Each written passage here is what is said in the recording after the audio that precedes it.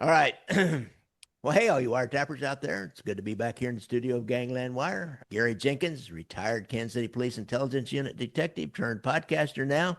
And I have another story, and we're going to talk a little bit about the JFK murder and a connection to it, and a little bit about Lefty Rosenthal. And you guys know that I know a lot about Lefty Rosenthal because he was calling back to Kansas City every once in a while to our mob guys, and so I'm really anxious to talk about this story. But first, let me introduce my guest today, and I'm really excited to have these guys on here. I have Rick Morales Jr. actually, and Sean Oliver. Welcome, guys. Well, thanks, Gary. All Love right. the So, show.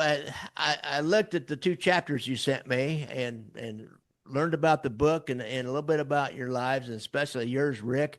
And it's just fascinating as hell. Rick and I were talking a little bit before you came on here, but I didn't tape it or anything, Sean, about I had, I was a policeman and I had kids growing up, and Rick, his dad wasn't a policeman, but his dad was in that kind of a violent kind of a occupation, if you will, about bringing that edge of violence home to your family. And there's no way to you don't let it loose on them, but you've been in some violent circumstance all day long, or in Rick's case, maybe his dad's case, maybe for the last several weeks, and then he comes home, and so it's just an interesting family dynamic, I always think. But let's start with you, Sean. Tell us a little bit about where you came from. I know you're an author and you've been into wrestling. Yeah, I'm from a planet called New Jersey. No stranger. I think you've covered a lot of my residents in the I past. have. Just a couple of We're weeks ago, I neighbors. heard you doing Bobby Manna, who was very Yeah. much a local of mine, Uh, and my neighbor Chuck Wepner, who you may or may not know. Not a mobster, but I was a film and television actor for a long time. I directed television commercials. I was in entertainment and then I fell into covering professional wrestling. I wasn't a wrestler myself. I know the physique has you fooled. Yeah, so I had a pro wrestling production company and then through that kind of fell into that world. And so my first few books when I started writing were covering that world and then wrote some novels and then my first foray into true crime, certainly not reading it, but writing it, came when I met a man beside me, known as Rick Morales Jr., when I found out who his father was. And I went on a hunt for someone alive who could talk to me about Ricardo Monkey Morales. And that's how I met Rick, I guess 6 years ago now, Rick? Yeah, 6 years. Yeah. And we began developing the story initially for television, as it really lends itself to an episodic. It's yeah. it's it's so vast to the story. But COVID hit, production shut down. It was impossible for anyone to produce anything of this scope. So about 2 years ago, I said to Rick, we had been passed, our last pass was Rob Reiner, I guess. And I said, Rick, let's do this as a book. I have an in the publishing world. I have, multiple books out. Let's tell your dad, we got to get the story out. So that's when we started doing this for publication. Interesting, interesting. And it is an interesting story. We go from JFK assassination to Las Vegas, like I said, and a whole bunch of stuff down in South America. Rick, you got to tell us about yourself. Richard Morales Jr., Yeah, Ricardo. Monkey Jr., I guess. Yeah, Your dad was yeah, called Monkey Morales. So tell us a little bit about your childhood. It had to be a little bit different than a lot of kids' childhoods. yeah. A little bit different than Sean's, I would say. Yeah, I was born in Miami. I've got older brother, younger brother, and a sister. I was born in '63 in Miami, the same year JFK gets Hmm. assassinated. So I was there, but I wasn't able to watch my dad do much because I was only a couple of months old.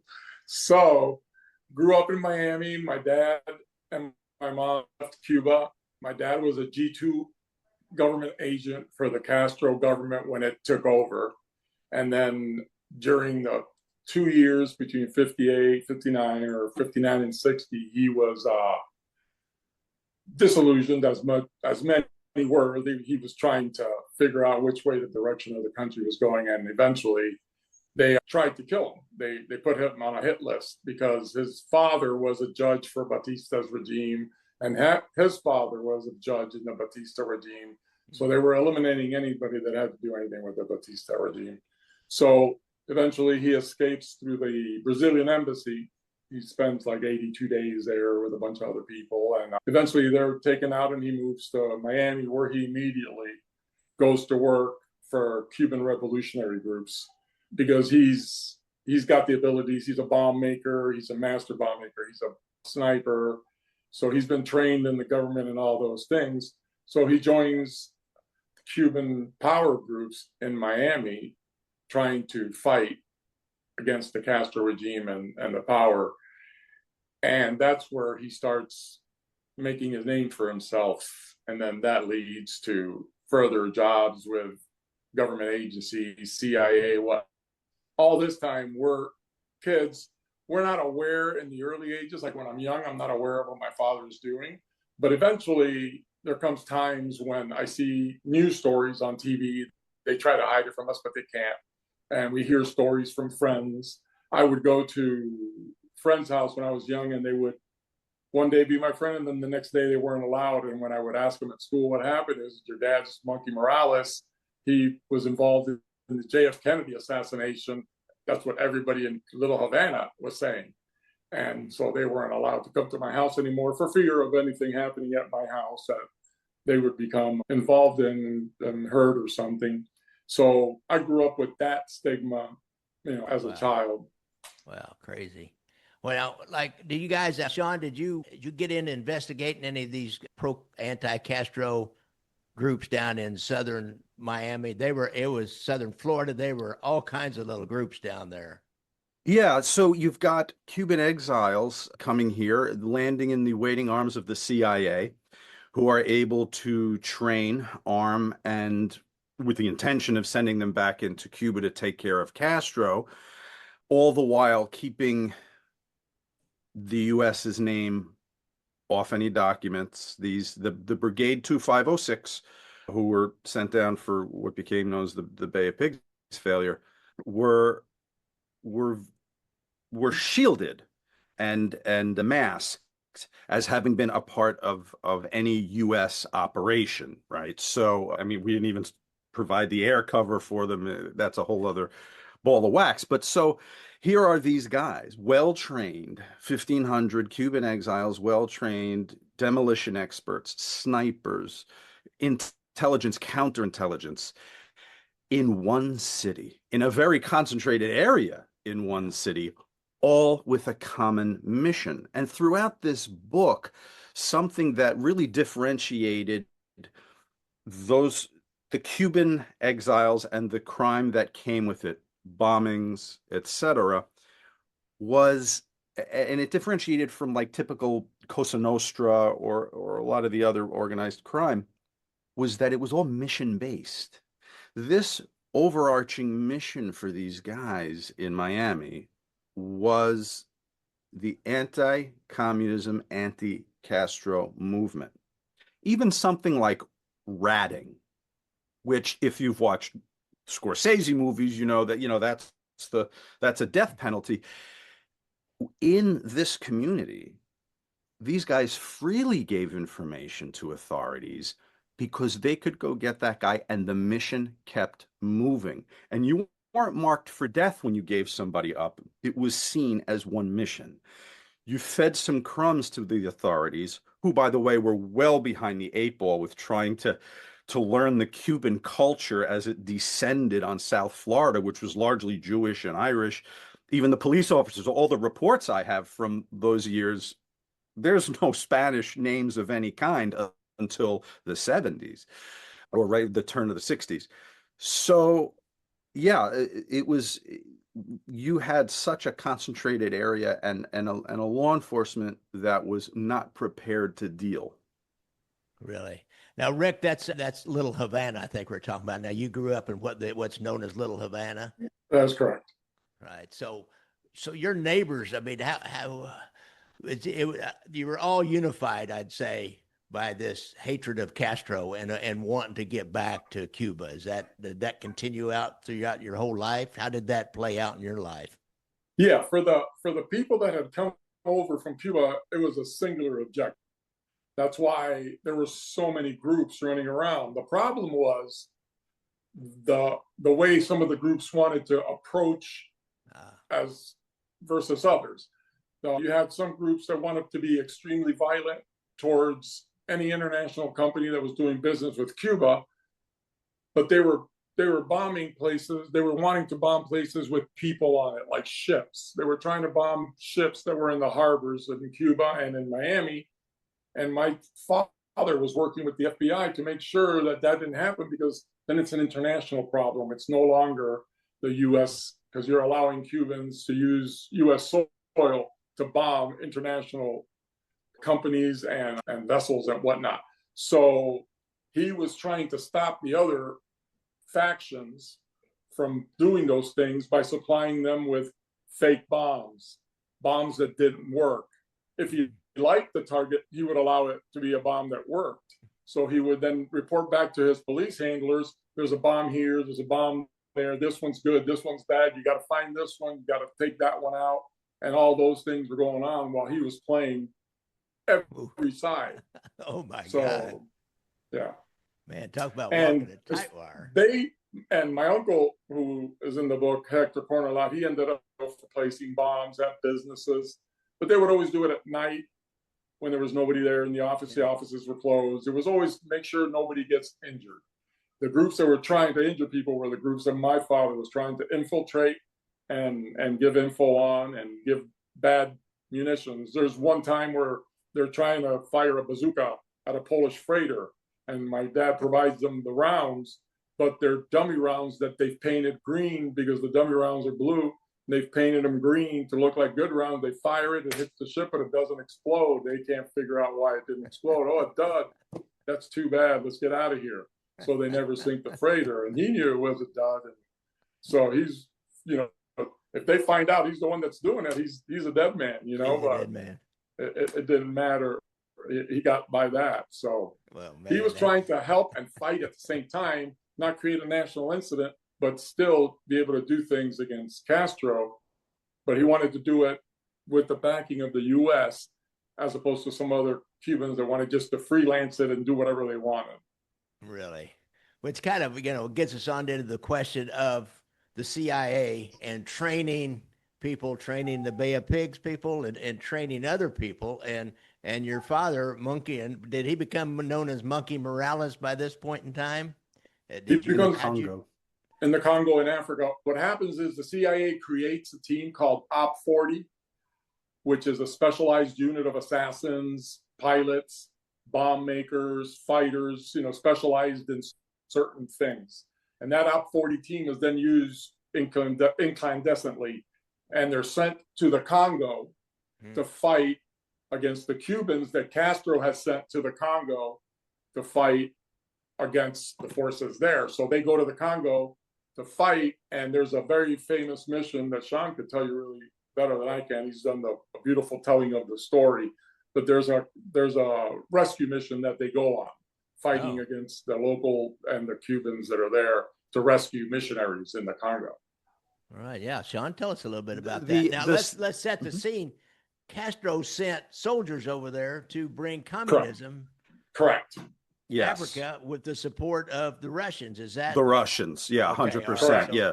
So this is the Belgian Congo. In the United States, the CIA now has got some anti-Castro Cubans put together into this team and sending them against the Cubans over who are working for the Russians. I tell you what, man, guys, this book is you got to get it. This book has got some stories. Go ahead, Sean. You could see why there are 675 footnotes at the end of this book, taking up a fair number of pages. So so what you've got is the Belgian Congo, right? We send an interest. We have an interest in this, obviously, because of the spread of communism at the time, and U.S. boots on the ground is a problem anywhere. It needs sufficient justification. So who can we go to? Well, our friends, the Cubans, tried to use them with Cuba and Castro. So this specialized Op 40 group is sent over to the Belgian Congo. Ricardo's father, Monkey, is one of them. And he's put there, and they discover on their own they're not told much about this. The windows are blacked out. Takes a couple of days to get over there. They don't know where they're going until the wheels hit the ground and Rip Robertson pulls open a map and tells them this is where we are. These are the areas we need to go to, and we need to rescue this city, which has been over Stanleyville, which had been overtaken by the rebels, Simba rebels, very different enemy. Voodoo. I mean, they watched. Some hostages spoke about being ensconced in a bank, looking out the window, and having the Congolese army, the good guys, lining the bank, keeping the people safe who were inside, missionaries, politicians, business owners from Europe and the United States. And a witch doctor is sent down the street by the rebels doing some spell, and they watched their protectors, the Congolese army, drop their weapons and abscond.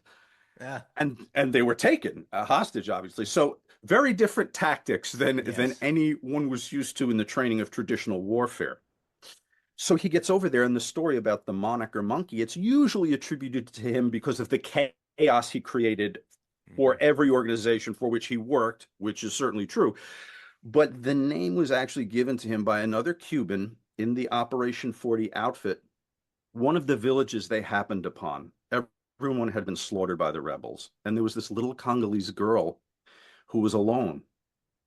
And they were kind of just marching through, and Morales took her, threw her on his back, and whenever they weren't going to encounter fire, she stayed with them. She slept with them.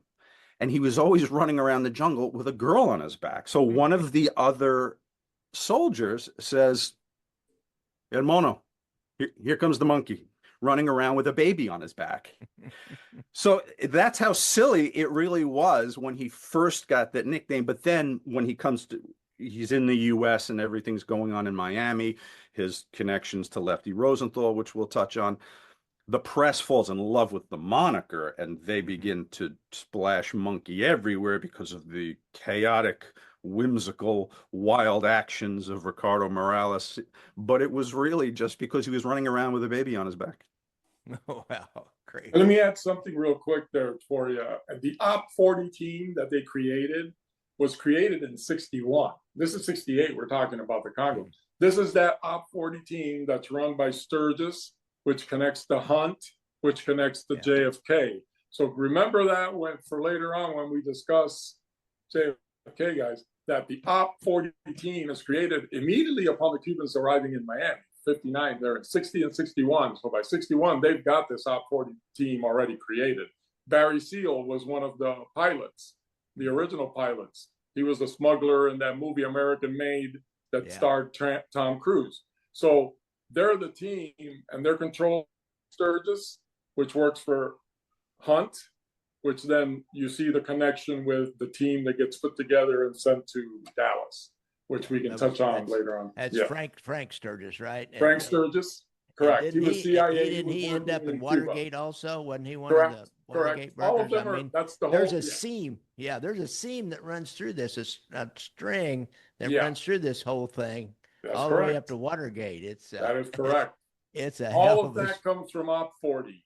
Sturgis, Hunt, and that whole team is created from Op 40, and that's how they use all those Cubans and their specialties: snipers and bombers. Remember the words. Well, now El Mono, as we would say in Spanish, right? If I get that right, Rick. Yeah, you got it right. Yeah. How's it getting all this publicity at the time? I mean, has it got an agent out here feeding this? Well, actually, yes, there's a story. Sean, go for it, man. You want me to say it? Which story? How he's getting the news, because he's got an uncle who works at the Herald, and his girlfriend. He had family in the Herald. My uncle, my dad's sister's husband, is an editor at the Miami Herald at the time, and he's the first editor in Spanish in Miami at the time. And his second wife was a reporter for the Herald also, which he eventually marries her. So he had connections at the Miami Herald, and knew a lot of Cubans in power. So the stories would get out in the news the way he wanted them The way he to wanted get out them, yes. into the news. There you go. So there's always a connection, yes. Yeah, which gave Sean a lot of fodder to go out and find Yes. stories. I mean, that's Yes. invaluable, that kind of stuff. The press, the old newspapers was definitely invaluable, but also this is a good time to write a book like this of the internet. My God, I sound like I'm 95 years old. The internet makes it all easy. But the access to documentation, Yeah, I know. CIA documentation, FBI, White House memos.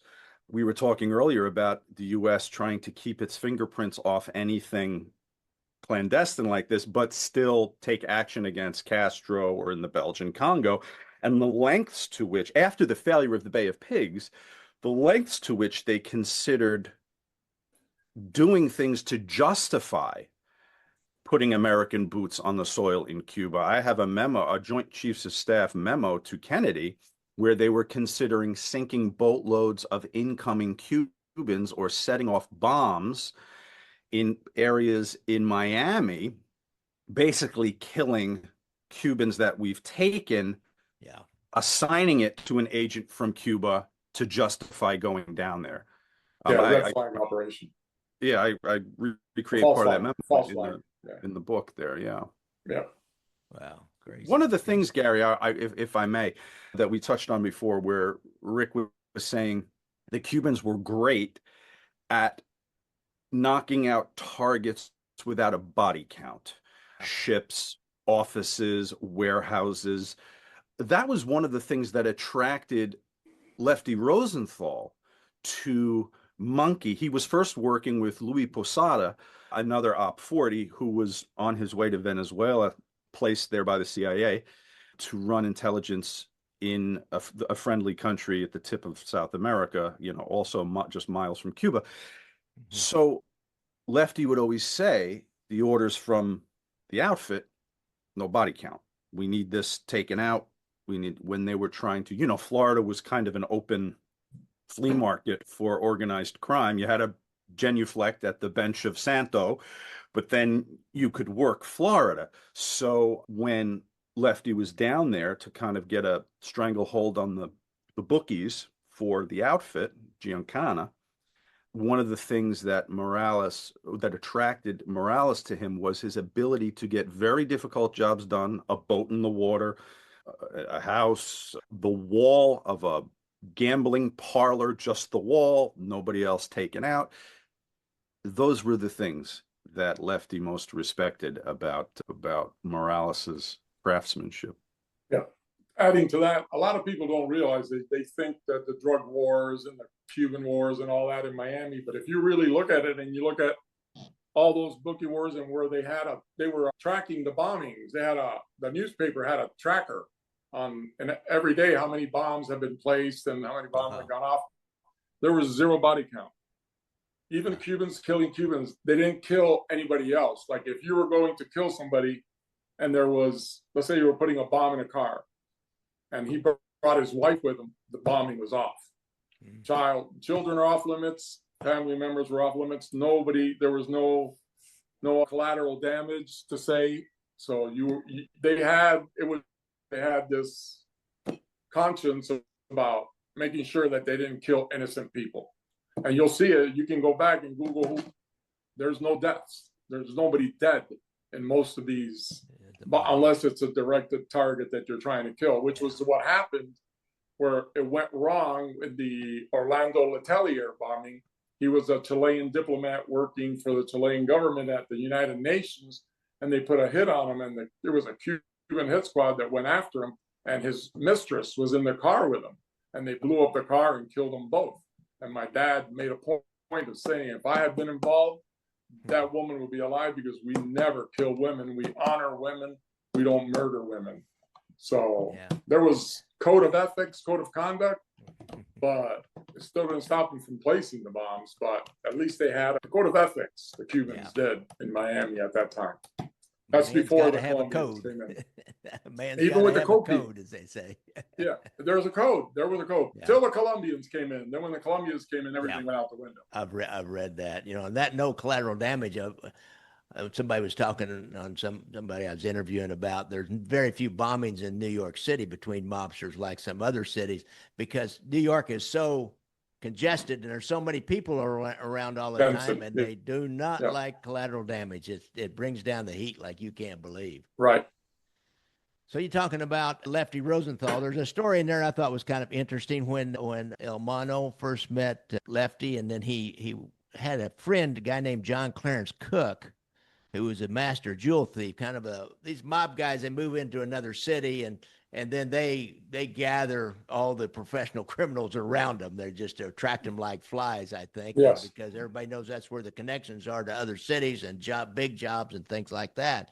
So can you guys tell us a little bit about that story that Lefty and Monkey Morales I can get it started, and then Cook? Sean I'll get it started. I know there was a robbery at the Museum of Natural History, I believe it was in Massachusetts, Boston, New York. No, the one in New York. New York. Oh, sorry, New York. And they stole a bunch of diamonds and whatnot from the museum, and they got away with it. The guy was nicknamed Murph the Surf, who did the theft, and then Lefty becomes involved because he wants something. So, well, John Clarence Cook was good friends with Murph the Surf and Alan Kuhn also, who was the other party responsible for the theft of the Sapphire of India was the big jewel that was taken in that theft. But the initial job that Lefty has Morales do is a cleanup of a job that Louis Posada, former CIA Operation 40, had blown. There was a newsstand, Alfie's 24-hour newsstand, which was a haven for gamblers, basically. And next to it was Epicure Food Market. And Epicure is bombed one night. Oddly, there's no Cuban interest in this. So law enforcement that's been tracking with the help of the Miami Herald's bombing box score, which did appear in, they would just keep account of all the bombs in the city. This was weird. That dry cleaning, Jack Rand's dry cleaning on Alton Road in Miami Beach.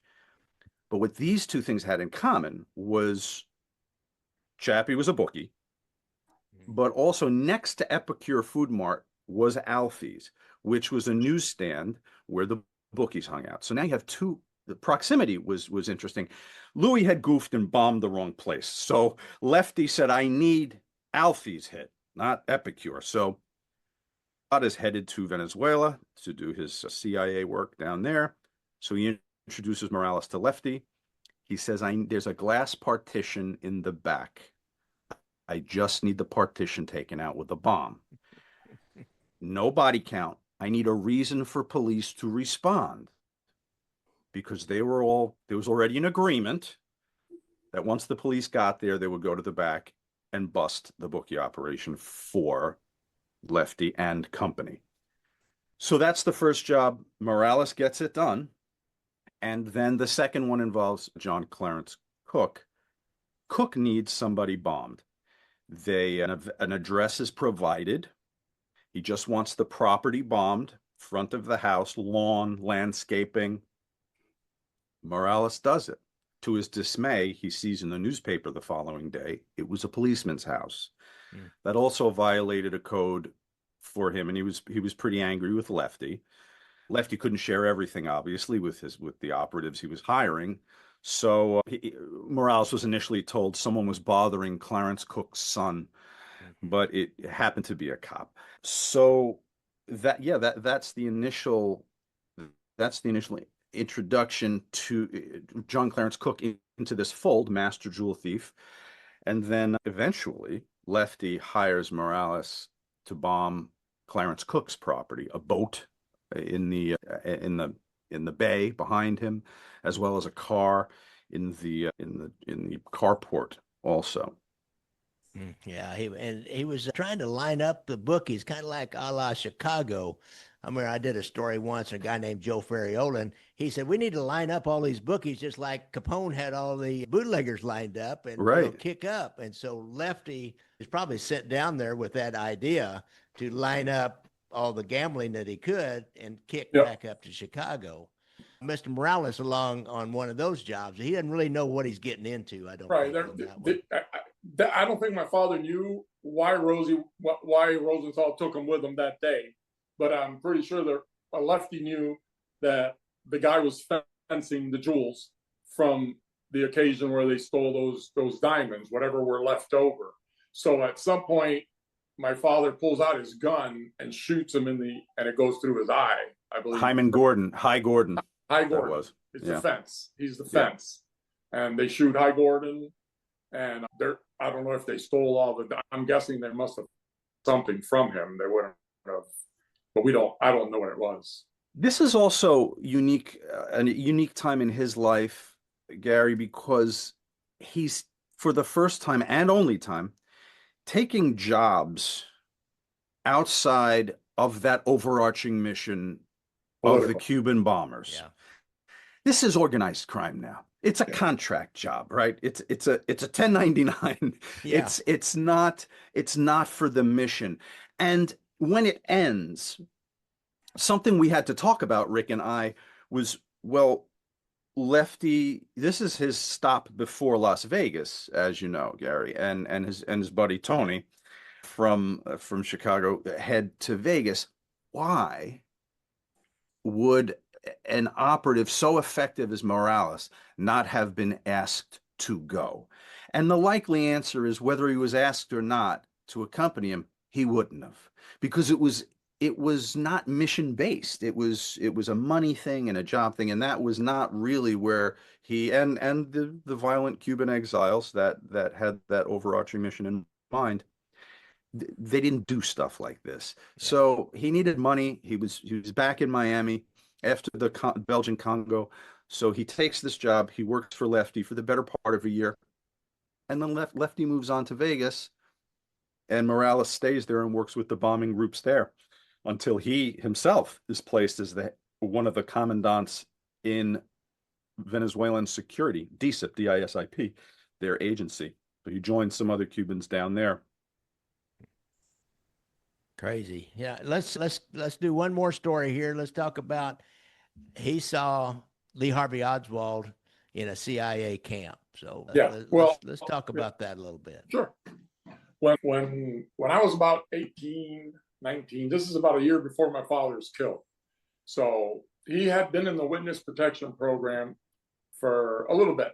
They had put him out in New York somewhere in the city, in one of the boroughs, and he was unhappy. He didn't want to be there. He didn't want to live that life hiding and getting a job and whatnot. That wasn't going to work for him. So he gave up his witness protection program, and he just went back to Miami on his own. And so he used to show up. What he would do with us and my brothers and whatnot would be, he would show up out of the blue. He would never call us and tell us I'm coming by or anything. Yeah. We'd be playing basketball or something and take a shot, turn around, there's the car parked, get in. There were a couple of times where he would take us out to the Everglades to teach us how to shoot. So we'd be out there shooting with him. And there was a couple of occasions where we were shooting and stuff and whatnot. This last time that he took us, he was different, because he was worried that he had no protection. He had multiple contracts on him that were valid contracts of people that were trying to kill him in Miami. So I think, and he was also planning a book that he was writing. That was his exit strategy. He was going to write a book about his life, and he had already been given new identity, and he was going to move to Spain with the royalties from the book and just disappear and go to Spain. That was his plan. So he was worried that he would never see us again and he could die. So he was talking about stuff that he had never talked to us about from his past. And he asked us to ask any question we wanted. And I wasn't asking a question because I really wasn't a fan. I grew up a little bit, oil and vinegar with my dad. But my brother asked if he was involved in the JFK shooting. He asked him straight up, did you kill JFK? And he said, no, I didn't kill JFK.